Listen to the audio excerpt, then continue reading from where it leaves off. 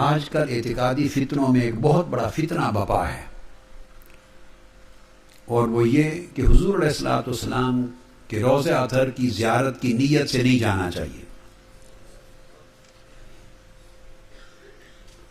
اس فتنے کے پیچھے کہ روضہ رسول اور آقا علیہ الصلوۃ والسلام کی بارگاہ اور آقا کی زیارت کی نیت سے نہیں جانا چاہیے، مسجد نبوی کی نیت کر کے جائیں کہ مسجد نبوی کی زیارت کرنی یا وہاں نفل پڑھنے، اور آقا علیہ السلام کی زیارت کی نیت سے نہ جائیں۔ یہ ایک اعتقادی فتنہ ہے۔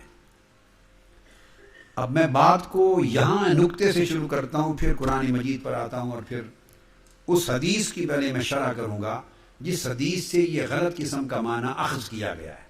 یہ کہنا کہ جب مدینہ طیبہ جائیں تو روضہ اطہر کی اور آقا علیہ السلام کی زیارت کی نیت سے نہ جائیں بلکہ مسجد نبوی کی نیت کریں۔ اب ایک میں چھوٹی سی بات، اگر اللہ نے رتی برابر بھی کسی کو عقل اور شعور دیا ہو، اس کے سمجھانے کے لیے کہہ رہا ہوں، نادانو، جس مسجد نبوی کی نیت کر کے جانا چاہتے ہو اس مسجد نبوی کو یہ درجہ کس نے دیا ہے؟ مسجدیں تو اور بھی بہت تھیں، اللہ کے گھر تو بہت ہیں، مسجدیں تو اور بھی بہت ہیں، اس مسجد نبوی کو زیارت کے قابل کس نے بنایا ہے؟ اس میں اگر نماز پڑھیں 50,000 نمازوں کا ثواب، یہ درجہ جو مسجد نبوی کو ملا اس کا وسیلہ کون بنا ہے؟ کتنی بے عقلی کی اور بے حکمتی کی اور ناسمجھی کی بات ہے جس رسول پاک صلی اللہ علیہ وآلہ وسلم کے قدموں کے صدقے سے مسجد نبوی کو مسجد حرام کے بعد کائنات میں سب سے اونچا درجہ ملا، اس کی زیارت کی نیت حرام ہو جائے اور مسجد نبوی کی حلال ہو جائے۔ انا للہ و انا الیہ راجعون۔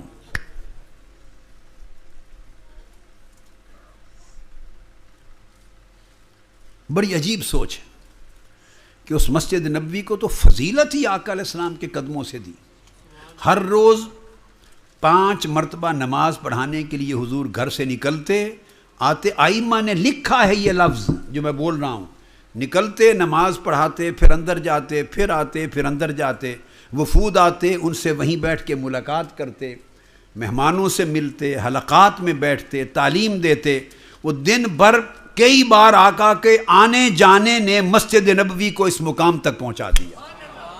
وہ جو حضور کے قدم لگتے رہے ہر روز اتنی کثرت کے ساتھ، اور جس حصہ فرش پر میرے آقا بیٹھتے اٹھتے رہے اور چلتے پھرتے رہے اور اعتکاف بیٹھے اور حلقات کیے اور اجتماع کیے، اور آپ کے مبارک سانس کی ہوائیں اور مہکیں نے جن کو معطر کیا، تو آقا کے قدموں کے صدقے سے وہ مسجد نبوی اس قابل بنی 50,000 نمازوں کے اجر کا باعث ہو۔ تو جو اصل وسیلہ اور واسطہ ہے ان کی زیارت کی نیت سے نہ جائے تو پھر مسجد نبوی کی محض نیت کر کے جانا کیا تک ہے اس کا؟ اللہ کیا قبول کرے گا؟ یہ گویا نعمت عظمیٰ کے اوپر ناشکری اور کفران نعمت ہے۔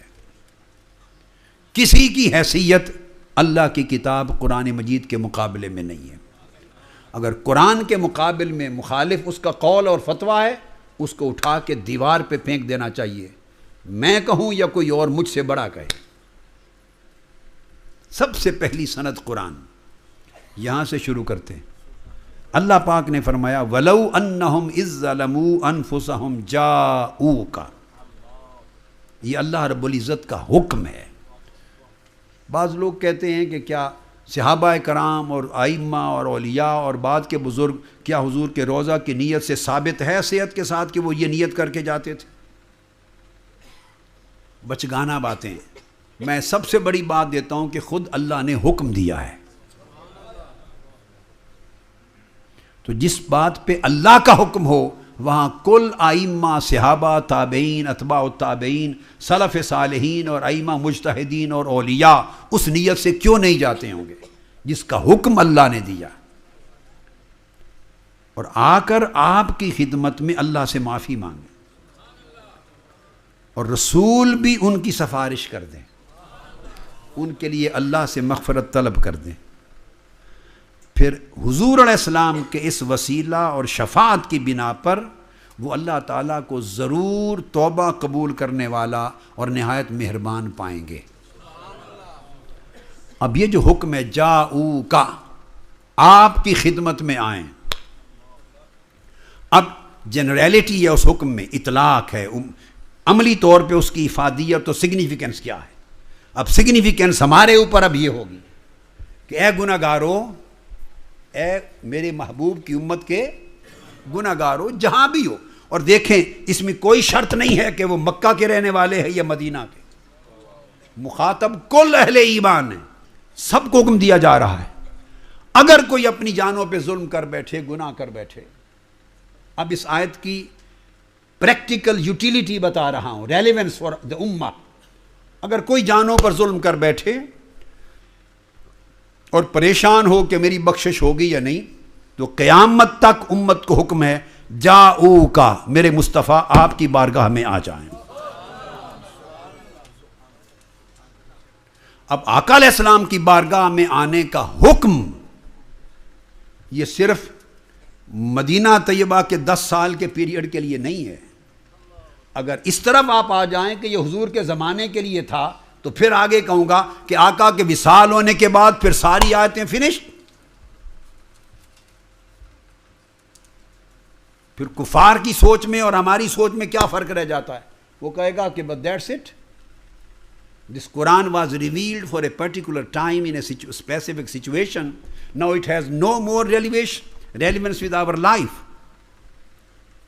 یہ پوری جو آیتیں قرآن مجید کی آئی ہیں، سورہ جو میں آپ کو النساء کی بتا رہا ہوں، اللہ پاک کے لیے فرمایا کہ یہ وہ لوگ ہیں، اللہ پاک ان کے دلوں میں کیا ہے اللہ جانتا ہے، فَأَعْرِضْ عَنْهُمْ وَعِظْهُمْ وَقُلْ لَهُمْ فِي أَنفُسِهِمْ قَوْلًا بَلِيغًا۔ یہ منافق ہیں، یہ مفسد ہیں، اللہ جانتا ہے ان کے دلوں کی ہر بات کو، پس آپ ان سے اعراض برتیں، نصیحت کرتے رہیں اور ان کے بارے میں مؤثر گفتگو فرماتے رہیں۔ اب یہ بات تو اہل مدینہ کے منافقوں کی ہو رہی ہے، کیا آپ کہیں گے کہ اس آیت میں جو نصیحت کی گئی ہے کہ اللہ جانتا ہے مگر آپ اعراض برتیں، درگزر کریں اور نصیحت کے عمل کو جاری رکھیں، یہ منسوخ ہو جائیں گی، آج کے لیے ریلیونٹ نہیں ہوگی؟ پھر آگے آ رہا ہے قیامت تک کے لیے وَمَا أَرْسَلْنَا مِن رَسُولٍ إِلَّا لِيُطَاعَ بِإِذْنِ اللَّهِ۔ آیت یہ ہے ہم نے کوئی پیغمبر اور رسول نہیں بھیجا آج تک مگر صرف اس لیے کہ اس کی اطاعت کی جائے۔ اب یہ جو اطاعت رسول کا حکم ہے یہ مدینہ طیبہ کے 11 سالہ دور کے لیے تھا یا قیامت تک کے لیے ہے؟ بولیے۔ لِيُطَاعَ بِإِذْنِ اللَّهِ، رسول اس لیے آئے ہیں کہ ان کے لیے اوبیڈینس اور سبمیشن ہو، اطاعت کی جائے، تو ایور لاسٹنگ کمانڈمنٹ ہے نا قیامت تک۔ اب یہ ایک ہی آیت ہے، اسی ایک آیت میں اطاعت رسول کا دائمی ہونا قیامت تک فرما کر اب اسی آیت کا حصہ ہے، آیت بھی نہیں بدلی، وَلَوْ أَنَّهُمْ إِذْ ظَلَمُوا أَنفُسَهُمْ جَاءُوكَ۔ اگر اپنی جانوں پر ظلم کر بیٹھے تو حبیب پھر وہ آپ کی خدمت میں آ جائیں اور آپ کی خدمت میں آ کر اللہ سے معافی مانگیں اور آپ ان کی سفارش کر دیں۔ اب یہ حکم آقا علیہ السلام کی حیات طیبہ، حیات ظاہری کے ساتھ ختم نہیں ہو گیا۔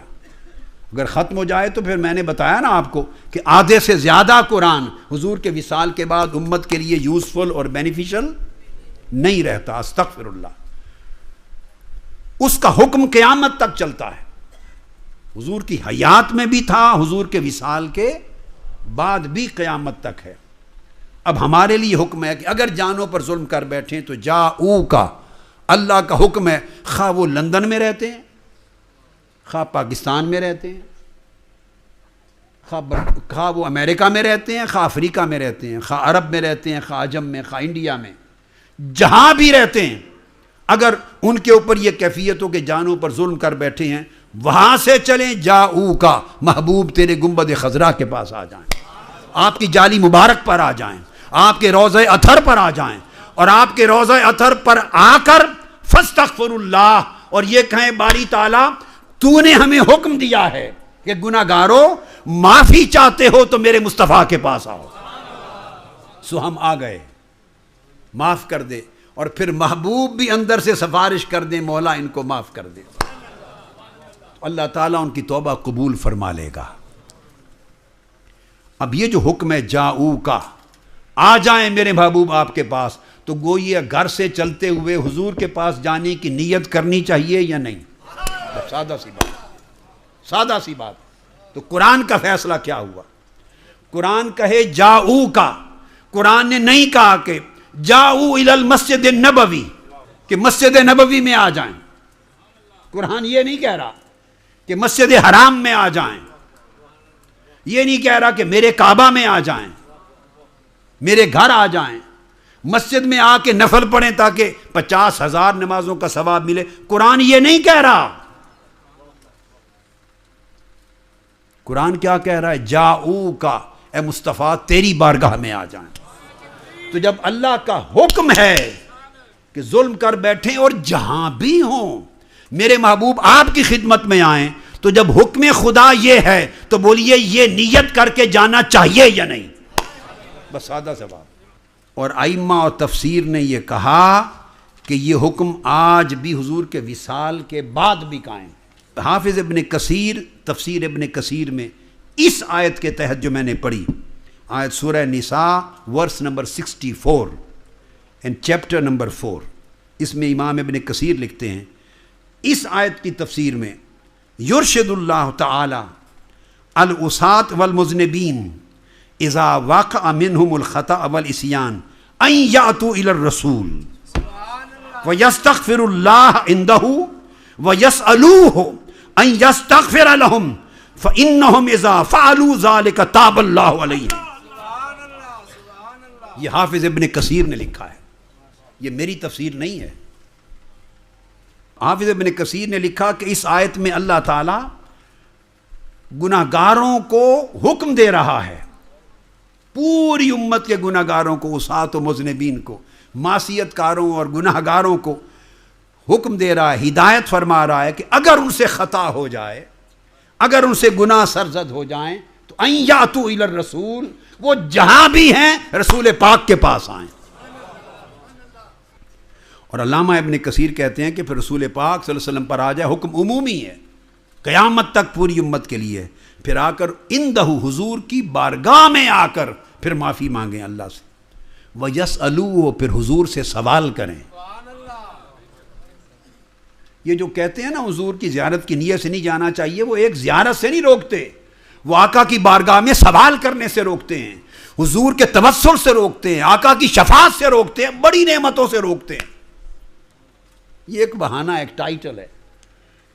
تو یسألوہ، ابن کثیر لکھتے ہیں پھر حضور سے مانگے، سوال کرے، درخواست کرے کہ آقا آپ میری شفاعت کر دیں، سفارش کر دیں۔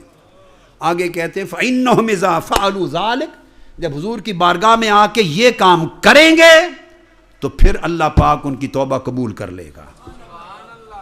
اب یہ لکھ کر، اس لیے حافظ ابن کثیر آگے لکھتے ہیں حضور کی سفارش کروائیں گے تو اللہ توبہ قبول کر لے گا۔ اس پر حافظ ابن کثیر لکھتے ہیں وَلِہَذَا قَالَ لَوَجَدُ اللَّهَ تَوَّابًا رَحِيمًا، کہ وہ توبہ قبول کرنے والا پائیں گے، وہ حضور کی شفاعت کے ساتھ خاص کیا ہے۔ حضور کے پاس آئیں گے تو پھر یقین ہو جائے گا، ورنہ تو گھر بیٹھے بھی توبہ کریں، اللہ چاہے تو یہاں بھی قبول کر لے۔ بولی یہاں نہیں قبول کرتا؟ لندن میں آپ اگر گھر میں توبہ کریں مصلی پر، مسجد میں، تو اللہ توبہ قبول نہیں کرتا؟ افریقہ میں بیٹھ کے کریں، امریکہ میں کریں، پاکستان میں کریں، گھر میں کریں، مسجد میں کریں، کہیں کریں، اللہ نہیں توبہ قبول کرتا؟ بولیے نا۔